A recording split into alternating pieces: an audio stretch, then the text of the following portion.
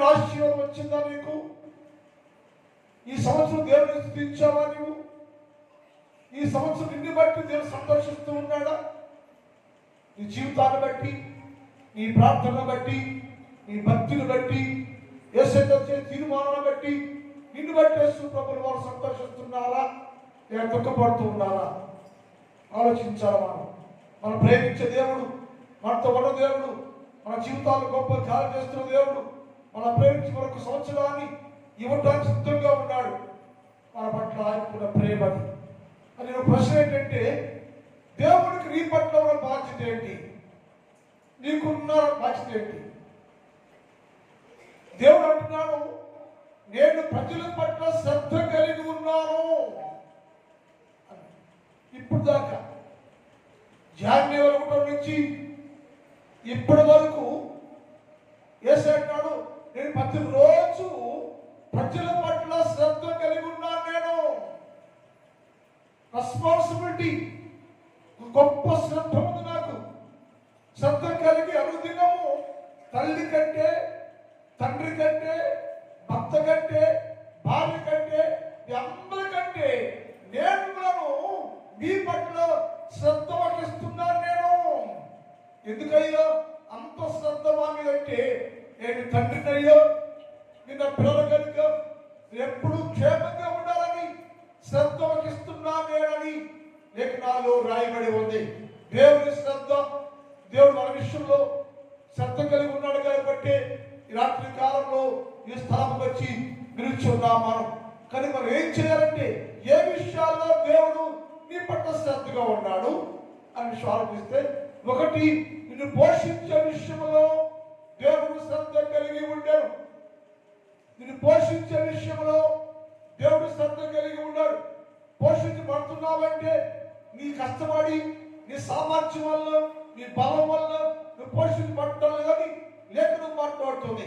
ఎలా అంటే, నేను వారి పట్ల శ్రద్ధ కలిగి ఉన్నాను. దేవో ఏంటయ్యా నీ శ్రద్ధ? ఏంటయ్యా?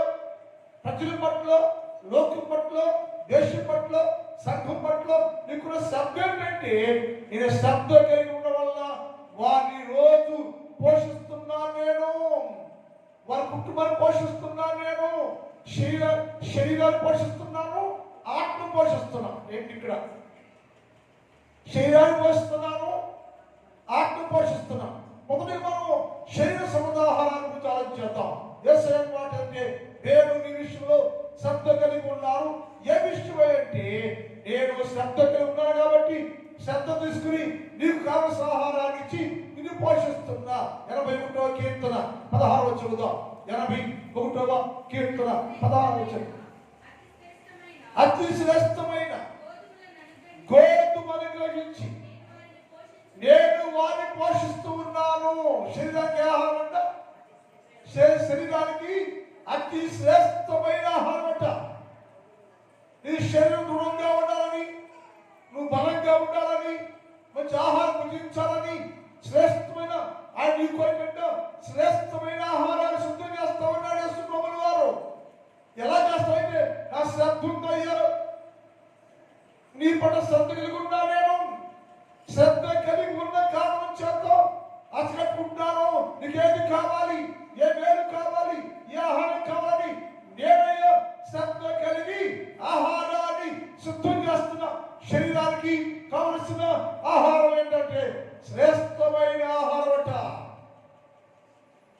ఎందుకంటే శరీరం అంటే, నువ్వు శరీరం దూరంగా ఉంటేనే, శరీరం బలంగా ఉంటేనే, నువ్వు ఆరోగ్యంగా ఉంటేనే, ఆరోగ్యంగా ఉంటేనే, నీ శరీరం ఆహారం తిని తృప్తిగా బలంగా ఉంటేనే ఆత్మిక వర్ధనగలవు. అందుకే నీకు శ్రేష్టమైన ఆహారాన్ని ఇచ్చాను నేను. ఏంటయ్యా మానవుల పట్ల నీకున్న శ్రద్ధ ఏంటంటే, నేను శ్రద్ధ కలిగి ఉన్నానయ్యా. ఏ విషయంలో శ్రద్ధ ఏంటి? నేను నీకు ఆహారాన్ని శ్రద్ధ కలిగి ఆహారాన్ని ఏర్పాటు చేసినయ్యా. ఎలాంటి ఆహారం అంటే శ్రేష్టమైన ఆహారం. ఆహారం తీసుకున్నావు నువ్వు, శరీరానికి ఆహారం. ఆహారం శ్రేష్టమైన ఆహారం దేనికోసం అంటే శరీరం కోసం. నీ శరీరానికి ఆకలి అయితే అన్నం తిని బలంగా ఉండడానికి ఈ ఆహారం అంటే శరీర సంబంధమైన ఆహారము ఎలాగంటే శ్రేష్టమైన ఆహారము. అది గోధుమతో పిండి, గోధుమ పంట, గోధుమ ఆహారాన్ని నేను నీకు ఇస్తున్నానయ్యా. ఈ ఆహారం తినాలు. నీ శరీరానికి ఆహారం కావాలి. నువ్వు బలంగా ఉండాలి, శక్తిగా ఉండాలి. నా బిడ్డలు బలహీనులుగాను రోగిస్తువారిగాను ఉండడానికి ఏమాత్రం నాకు ఇష్టం లేదు. ఎందుకంటే మీ అందరూ ఆరోగ్యం కలిగిన వారిగా ఉండాలి. అందుకు పుష్టికరమైన ఆహారం నేను ఇస్తున్నాను. అది ఎలాంటి ఆహారం అంటే శ్రేష్టమైన ఆహారము, శ్రేష్టమైన గోధుమ పిండి, గోధుమ పంట నీకు ఇస్తున్నాను నేను. శ్రేష్టమైన సంఘానికి, ఈ బిడ్డలందరికీ శ్రేష్టమైన ఆహారాన్ని ఇస్తున్నాను నేను, ఇచ్చి నేను పోషిస్తున్నాను నేను. ఏంటి శ్రద్ధ అంటే? నాకు శ్రద్ధ అంటే నిన్ను పోషించడం శ్రద్ధ.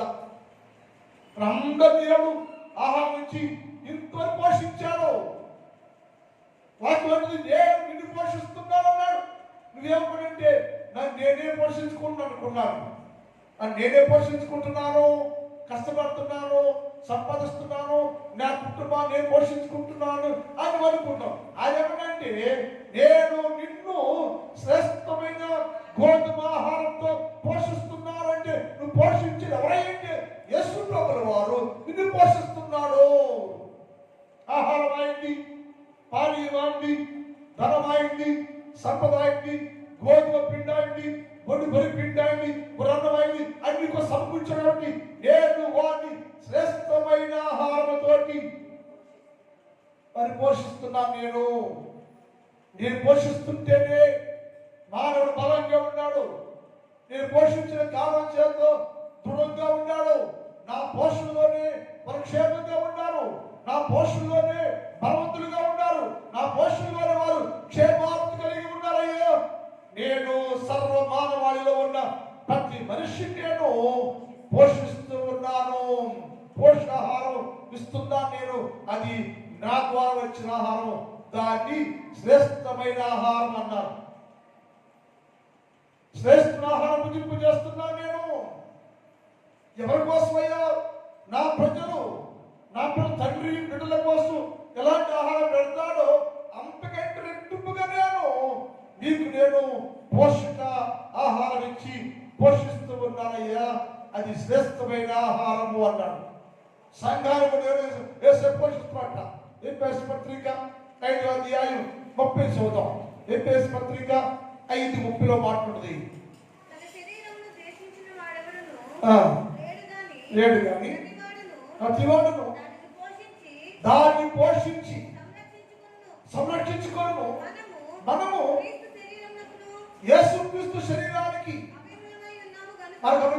ఎందుకు పోషిస్తున్నావా సంఘాన్ని? మమ్మల్ని అంటే నీవు యేసుక్రీస్తు ప్రభుకి శరీరానికి అవయవాలు. మీరు సంఘము దేవుని అవయవాలు ఉండాలి. మీరు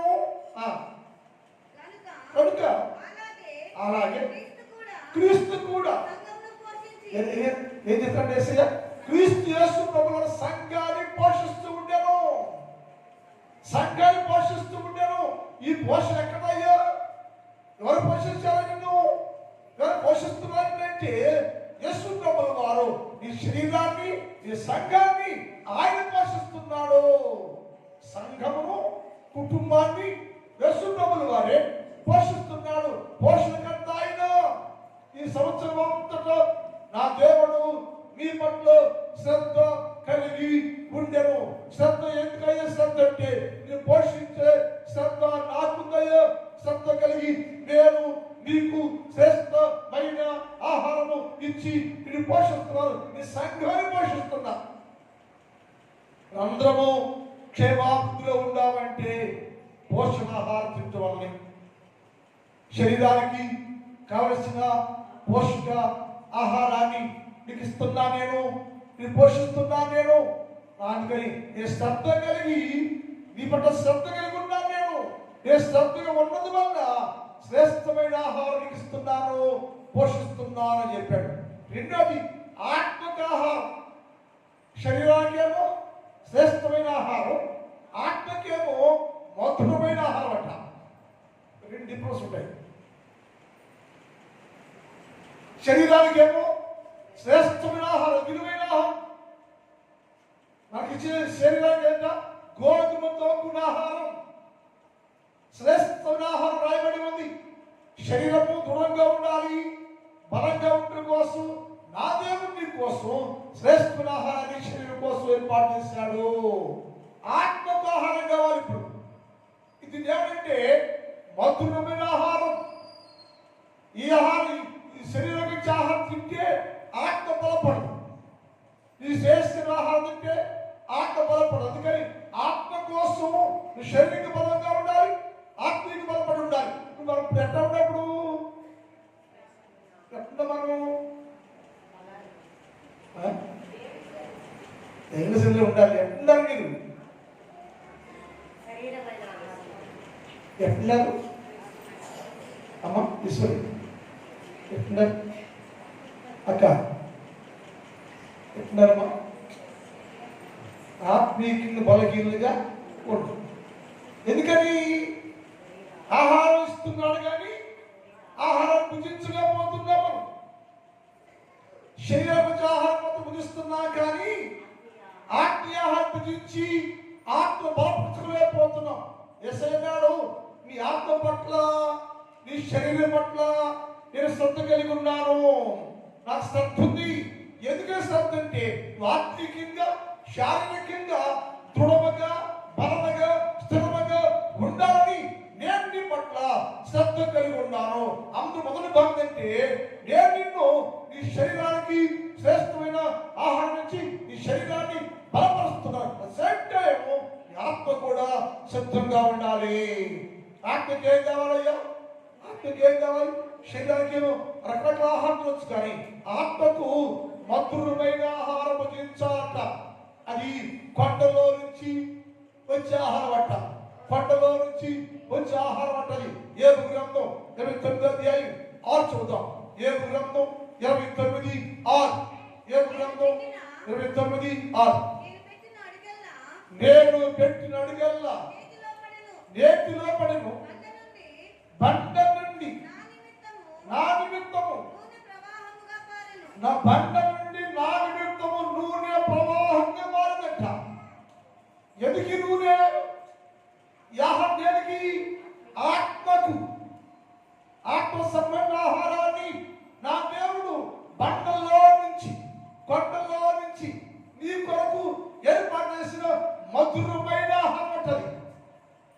తచ్చుమంటాడు, శరీరానికి ఆహారమేమో శ్రేష్టమైంది, ఆత్మకి ఆహారం ఏంటంటే మధురమైనది.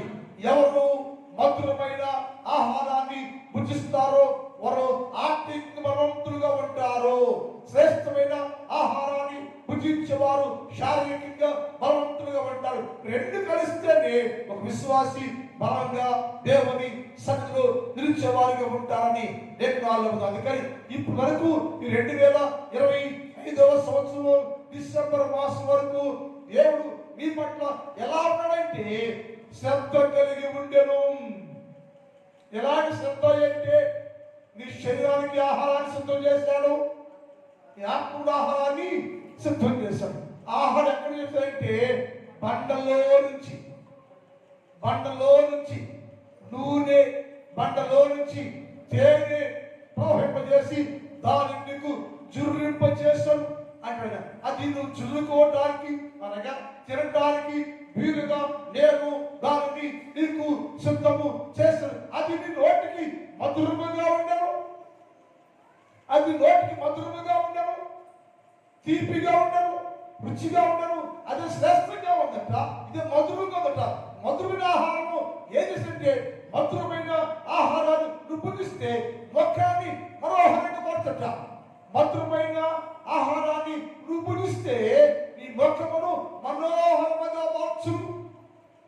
నీ ముఖం మనోహరంగా ఉండాలంటే, తేజస్సుగా ఉండాలంటే, వర్ధంతో ఉండాలి, నువ్వు ప్రకాశించేది ఉండాలంటే నువ్వు ఏ ఆహారం అంటే ఆత్మకు మధురమైన ఆహారాన్ని భుజించాలి. శ్రేష్ఠ ఆహారం ఏమో బాహ్య సౌందర్యం, మధుర ఆహారం భుజిస్తేనేమో ఆత్మ సౌందర్యం. రెండే సరి కావాలి. బాహ్య సౌందర్యం లేకపోయినా ఆత్మ సౌందర్యం కావాలి. అందుకోసం ఏంటంటే కొండలో నుంచి నూనె, కొండలో నుంచి తేనె నీకోసం ఆయన ప్రవహింప చేస్తారు. 32 13 14 చూద్దాం. 32 13 14 చూద్దాం. ఉన్నత స్థలముల మీద ఎక్కించను, పొలములో పంట. ఎవరికి? దేనికి? పొలములో పంట ఏమో నీ శరీరానికి, నువ్వు పోషించబడటానికి, నువ్వు పోషించబడి శారీరకంగా బలవంతులు ఉండడానికి, నువ్వు పోషించబడటానికి నీకు పొలంలో పంట ఇచ్చాను. నీకు ఈ పంట తిని నీ శరీరాన్ని పోషించుకోవాలి. నువ్వు నీ శరీరాన్ని పోషించుకోవడానికి నేను పొలముల పంటను వారికి తినిపిస్తున్నాను. ఆ పంట తింటే, పొలంలో పంట తింటే అది శ్రేష్ఠ ఆహారం అయితే ఆ తింటే శరీరము దృఢముగా ఉంటుంది. ఈ ఆహారం తింటే శరీరము బలముగా ఉంటుంది, శరీరము ఆరోగ్యంగా ఉంటుంది. అందుకోసం పొలములో పంటను నేను నీకు తినిపిస్తున్నాను. ఆ తింటే ఎప్పుడు ఆరోగ్యంగా ఉంటావు అని చెప్పి నీ పట్ల శ్రద్ధ కలిగి నీకు ఆయన నీ శరీరానికి కావలసిన పోషక ఆహారము ఇచ్చి నీ పోషిస్తున్నాడు. ఆయన అందుకు శ్రద్ధ కలిగి ఉన్నాడు. ఈ పొలముల పంటను నీ తినిపిస్తున్నాను అన్నాడు. తర్వాత కొండ బండ నుండి తేనెను, చెక్కుముకి రాతి బండలో నుండి నూనెను అతనికి జుర్రించను. అదేమో శరీరానికి. పొలంలో పంట ఉండే నీ శరీరం తిని పోషించుకొని బలంగా ఉంటారు. ఆత్మకు ఆహారం ఏంటంటే కొండలో నుంచి, బండలో నుంచి, చెక్కుముకి రాతిలో నుంచి నూనె తేనె ప్రవహింప చేస్తే అది జుర్రుకొనను, అది జుర్రుకొనను, తృప్తిగా భుజించను, తృప్తిగా తాగను. దానివల్ల ఆత్మ శుద్ధి చెవను, ఆత్మ బలముగా ఉండను. నేను ఈ సంవత్సరం లెక్కేసాను దగ్గర 247 ప్రసంగం చేశాను, చేసింది చేయకుండా. సంవత్సరానికి, ఈ సంవత్సరం జనవరి నుంచి డిసెంబర్ దాకా రేపు కూడా లెక్కేసుకున్నా. 247 ప్రసంగాలు, చేసిన ప్రసంగం చేయాలి. శ్రేష్టమైన ప్రసంగా వర్తమానం పెట్టా. శ్రేష్టమైన ఆహారం ఉద్యమం చేస్తే మీకు నేను నాకు గొడవదంటే ఎవరన్నా చెప్తే అలాంటి ప్రసంగం చేయండి. దాన్ని డిప్రెషన్ చేయడానికి ప్రభుత్వం అడుగుతా, పొందుకుంటా, ప్రభు అడిగి అడిగి అడిగి పొందుకుని ప్రభు ఏమి ఇస్తా అని చెప్తా.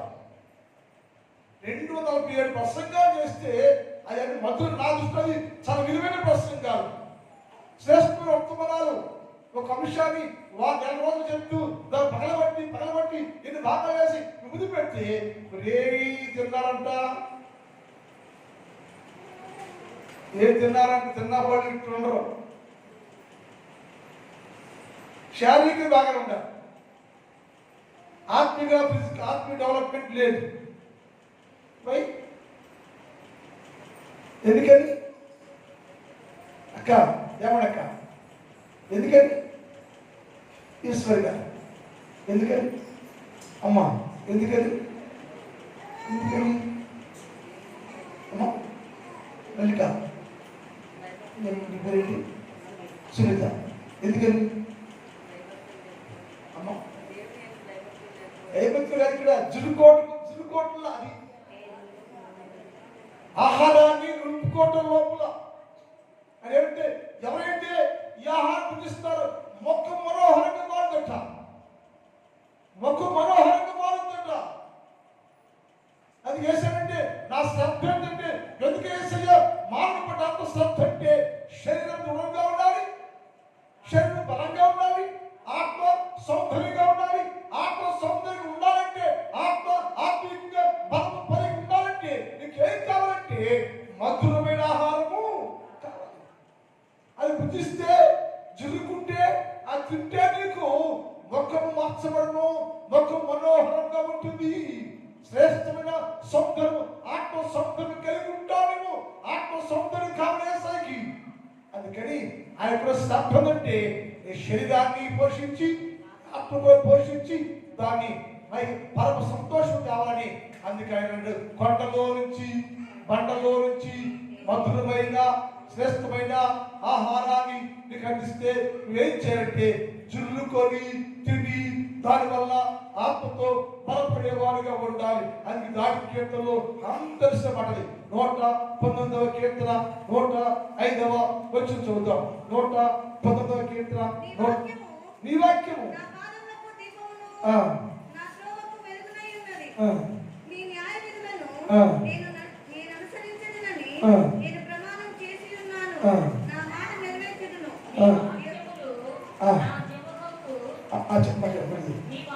నీ వాక్యము నా జీవకు ఎంతో మధురంగా ఉన్నది. ఏది?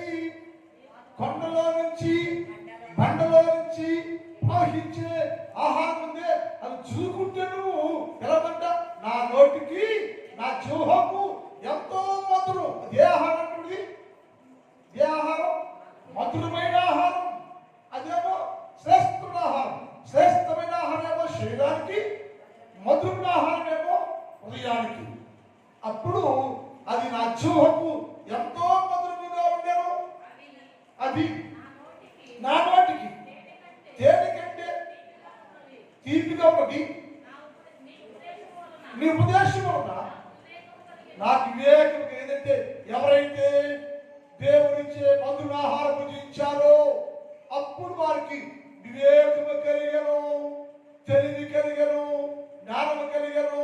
ఆ వ్యక్తి ప్రభువులో ప్రకాశిస్తూ ఉండెను, ప్రభువులో ప్రకాశిస్తూ ఉండెను. యేసయ్య మాటలు ఉదయం మనం తెలుసుకున్నాం. ఏమిటంటే యేసు గుణలక్షణం ఏంటి? ఆయన ప్రకాశిస్తూ ఉండెను. సంఘం కూడా ప్రకాశించేది ఉండాలి.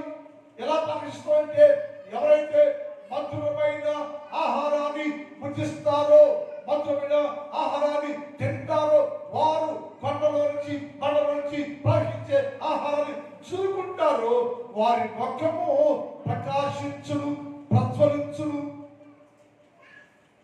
మధురముగా ఉండును. శ్రేష్టంగా మార్చబడిన పదాలు వాడబడ్డాయి. అందుకని యేసన్నాడు, నేను మీ పట్ల శ్రద్ధ కలిగి ఉన్నాను. ఏ విషయంలో శ్రద్ధ అంటే నేను పోషించే విషయంలో శ్రద్ధ కలిగి పోషిస్తున్నాను. నీ శరీరాన్ని పోషిస్తున్నాను, నీ ఆత్మను కూడా పోషిస్తున్నాను నేను. అందుకని నువ్వేం చేయాలంటే ఈ శ్రద్ధ కలిగిన ఆ శ్రద్ధను నిర్లక్ష్యం చేయకుండా శ్రద్ధ కలిగి దేవుని మాటలు తిని భుజించి నీవు దేవునితో కూడా సరైన సంపూర్ణ సౌందర్యవంతులుగా ఉండాలని యేసయ్య కోరిక. అందుకే నీ పట్ల శ్రద్ధ కలిగి ఈ శరీరానికి ఆత్మకు తగిన ఆహారము సిద్ధము చేసి ఆత్మను శరీరాన్ని పోషిస్తూ ఉండేను. ఆచారం ఉండదండి.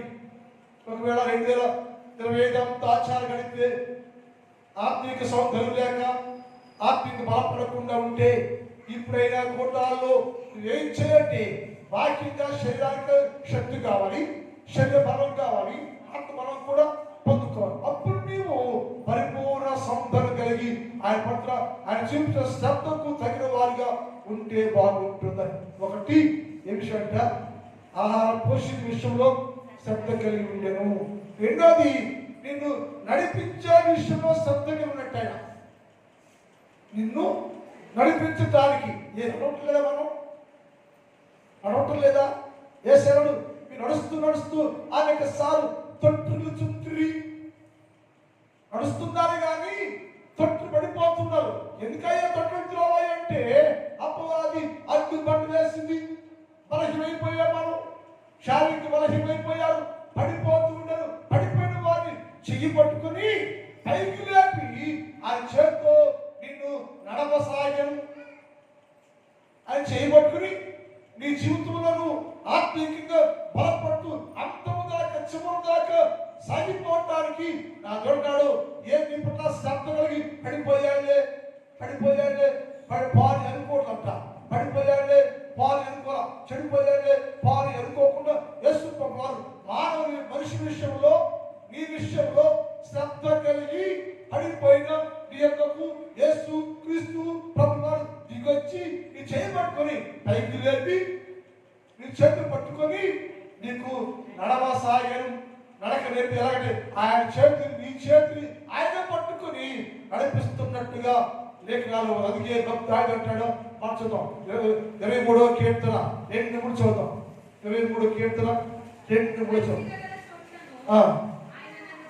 పరుణ చేస్తున్నాడు, శాంతికరమైన జలముల యొద్ద నడుపుతున్నాడు, నా ప్రాణాన్ని శాంతిస్తున్నాడు, తన నామాన్ని బట్టి నీతి మార్గములో నన్ను నడిపిస్తున్నాడు. ఎక్కడున్నాడు ఇప్పుడు?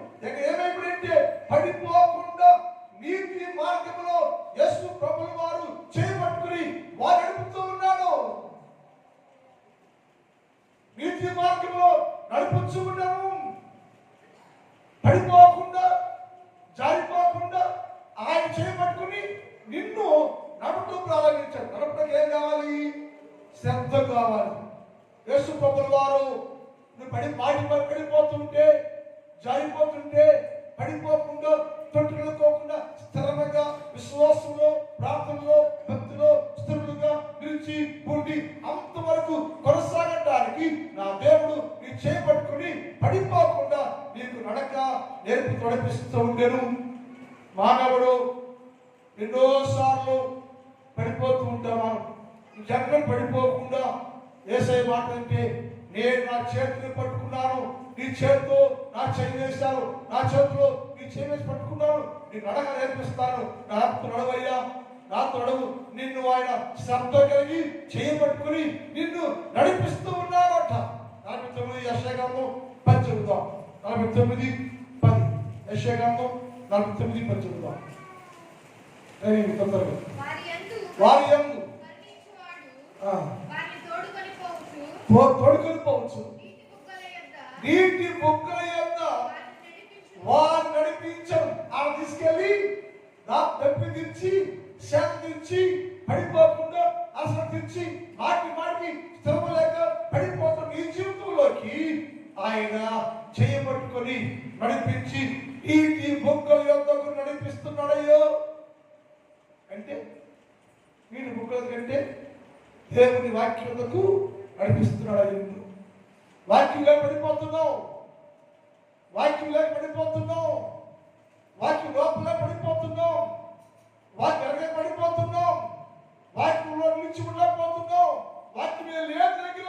అందుకే మాటి పడిపోతున్నావు. నువ్వు మాటి పడిపోయి కారణం ఏంటంటే దగ్గర స్థిరత్వం లేదు, వాక్యం లేదు, నిరసైపోయాం. అందుకే వేసానంటే ఇప్పుడు నీటి బుక్కలతో నేను నడిపిస్తాను చేపట్టుకుని.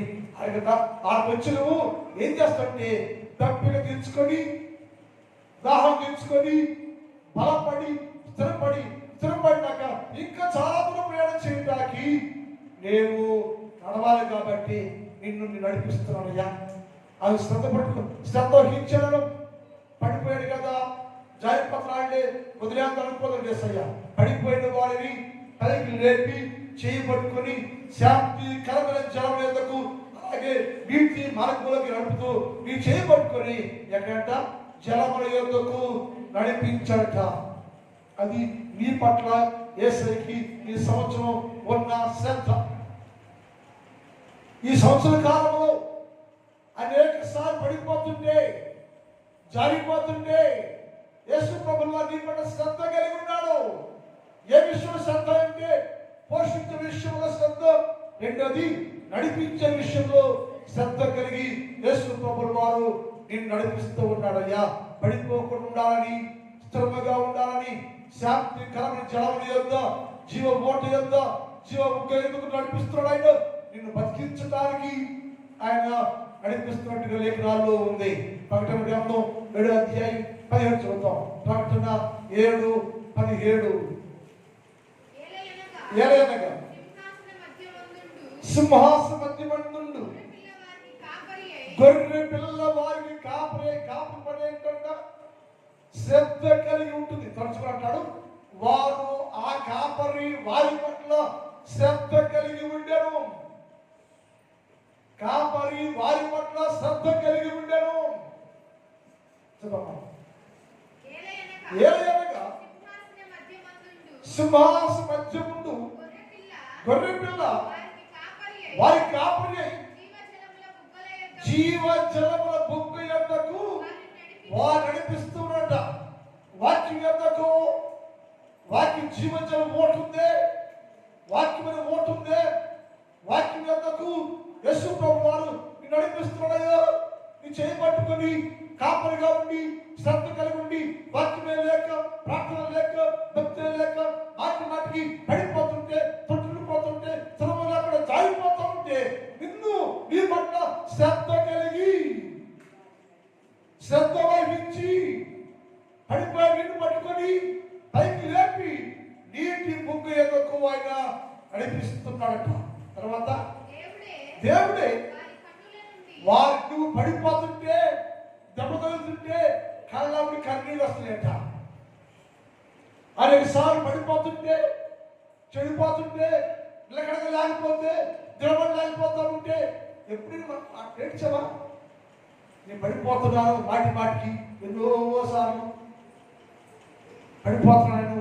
ఎందుకు పడిపోతున్నాను? నేను పడిపోయిన కారణం ఏంటి? ఏసై స్థిరంగా లేదా? వాక్యం లేదా? భక్తి స్థిరమైంది కాదా? ప్రార్థన స్థిరమైంది కాదా? మాటి మాటి ఎందుకు పడిపోతున్నాను నేను? ఎప్పుడే ఆలోచన చేసావా? ఆలోచన చేసుకున్న వారు దేవుడిని సరి చేసుకుంటారు. ఇది శుద్ధీకరణ కూడిక. సంవత్సరాంతగా శుద్ధీకరణ కూడికలో నువ్వు సరి చేసుకోవాలి, సరి చేసుకోవాలి. ఎక్కడ ఎప్పుడు ఎలా జారిపోతున్నావు, పడిపోతున్నావు సరి చేసుకుని యేసుతో తీర్మానం చేసుకుంటూ ఉంటే మంచిది అని అన్నాడు. వారి కళ్ళ కన్నీళ్ళట, ఏడుస్తూ ఉండేమో, దుఃఖిస్తూ ఉండేమో. ఉదయకాలం మీకు వాక్యం తిరుగుతుంటారు నాకు తెలియదు, కానీ నాకు అనిపించింది ఆయన అన్నట, ఈ వర్షాకాలము సమర్థమైపోయింది, చలికాలం మారిపోయింది అంటే శ్రమకాలం 2005వ సంవత్సరంలో నీకున్న శ్రమలు, శోధనలు, కష్టాలు, బాధలు కాలము సమాప్తి చేయబడింది. వసంతకాలం రాబోతుంది. వసంతకాలం వచ్చేసింది. పిట్టలు పక్షులు కోలాహలంగా ఉండి అచ్చిగురి చేస్తుంది.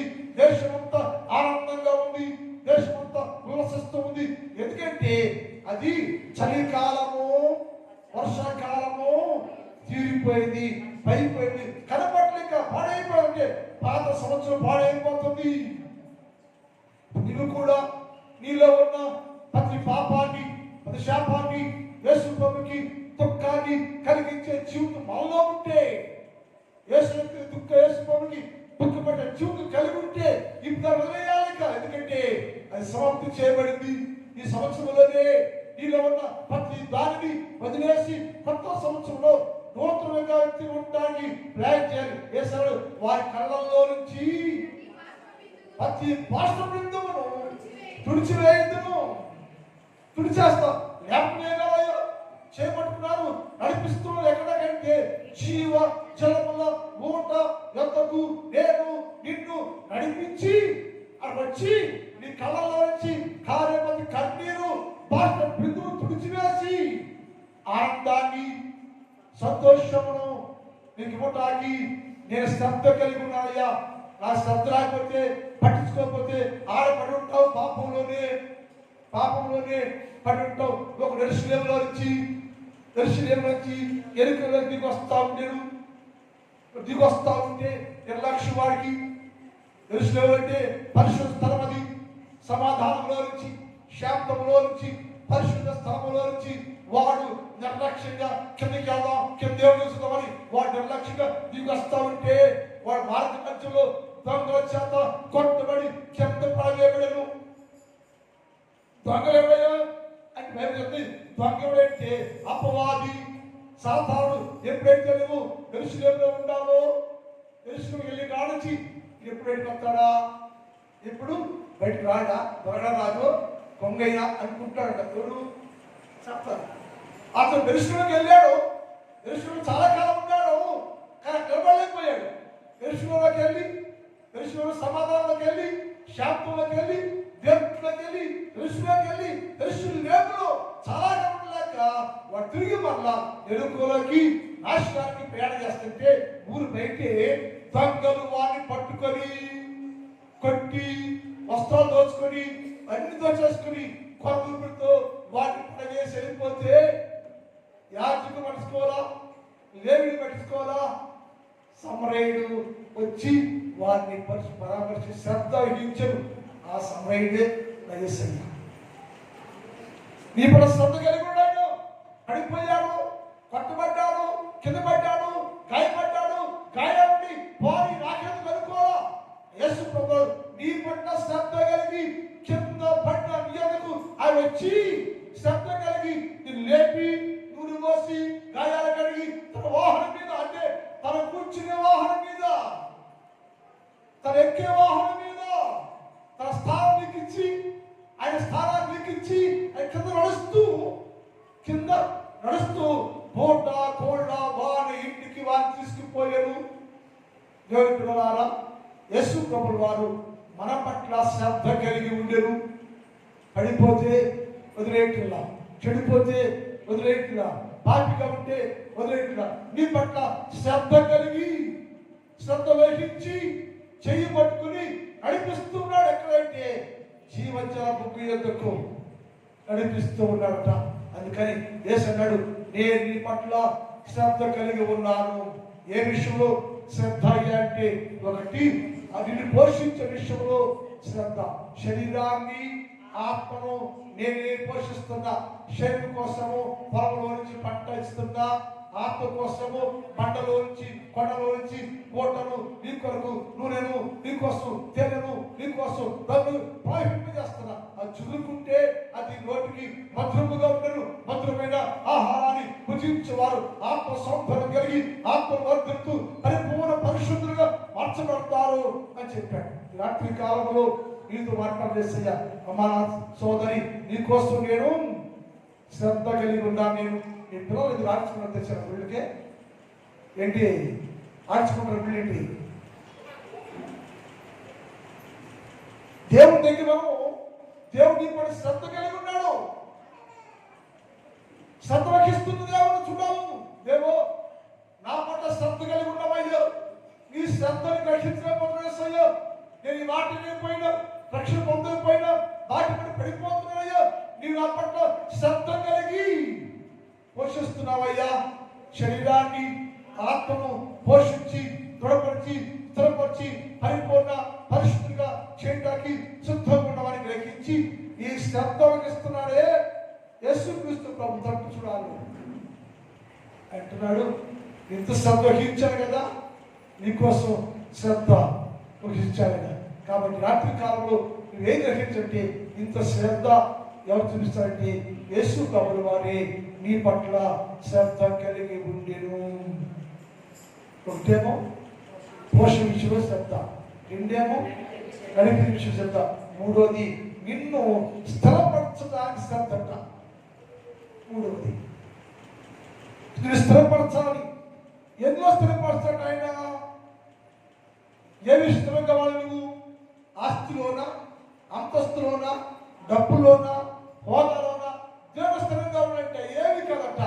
నీవు పరిశుద్ధతలో స్థిరంగా ఉన్నట్ట.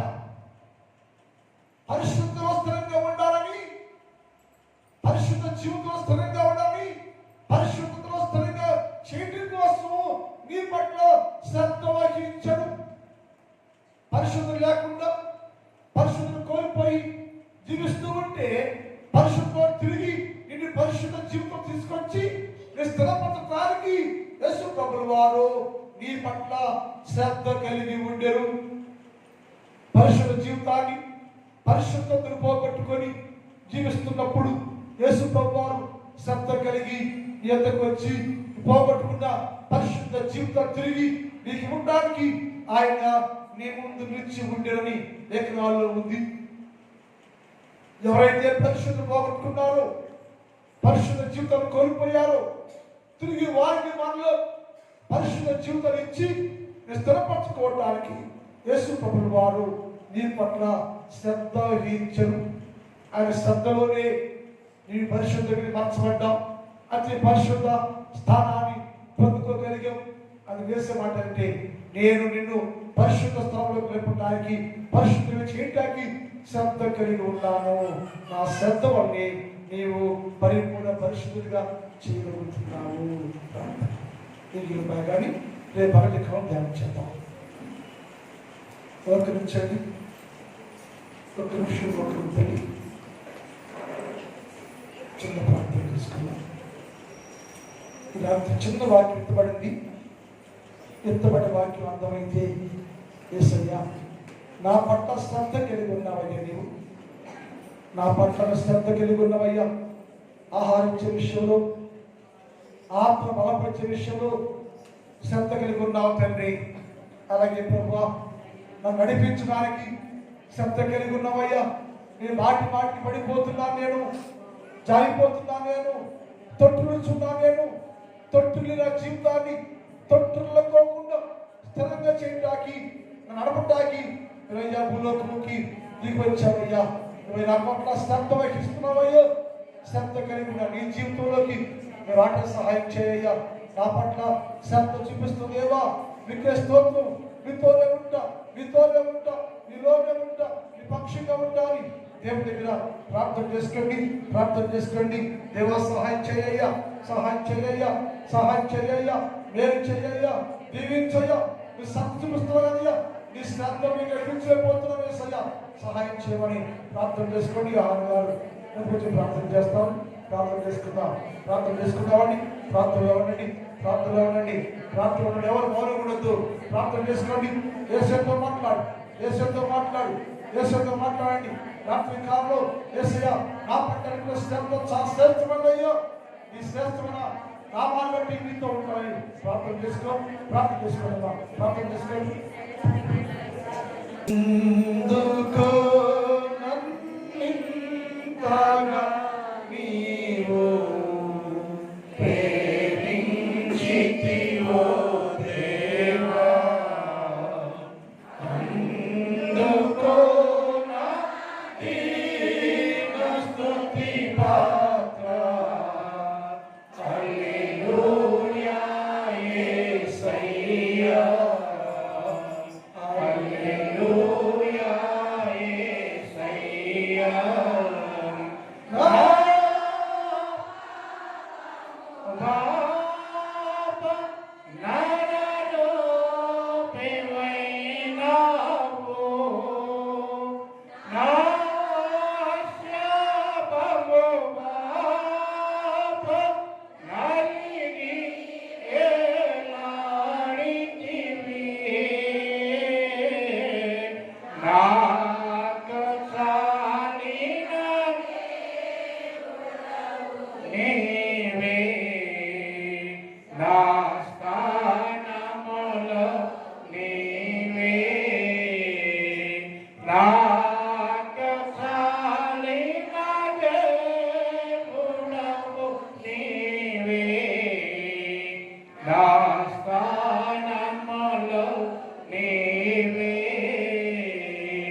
హల్లెలూయా యేసయ్యా, హల్లెలూయా యేసయ్యా. తండ్రి దేవుని ప్రేమ, కుమారుడు యేసుక్రీస్తు వారి కృప, పరిశుద్ధాత్మ దేవుని కన్నిన సహవాసం ఇప్పుడు ఎప్పుడు ఎల్లప్పుడు సదాకాలము అందరికి తోడై ఉండును గాక. ఆమేన్. హల్లెలూయా. ఎంత కొందరు క్షేమంగా వెళ్ళండి.